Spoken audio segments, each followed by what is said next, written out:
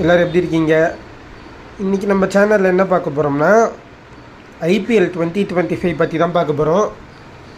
So எல்லாருக்குமே தெரிஞ்ச மாதிரி ஐபிஎல் இந்த வருஷம் சீசன் முடிய போகிறது.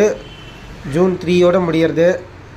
இந்த வருஷம் எல்லாருக்கும் எதிர்பார்த்த மாதிரியான ஐபிஎல் சீசன் இல்லை. இது எல்லோரும் சிஎஸ்கே 6வது கப்பு ஜெயிப்பாங்கன்னு எதிர்பார்த்துருப்போம்.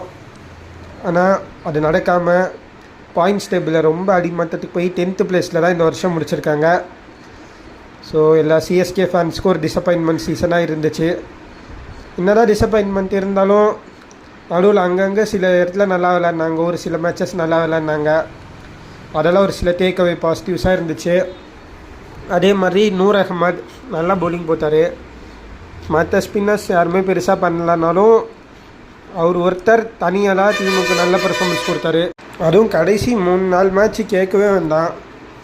ஆயுஷ் மாத்ரே, ஊர்வில் பட்டேல், டெவால் பிரேவிஸு எல்லாருமே சூப்பராக விளையாடிருந்தாங்க.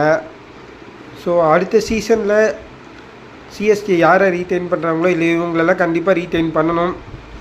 பண்ணால் அது சிஎஸ்கே டீமுக்கும் நல்லதாக இருக்கும்.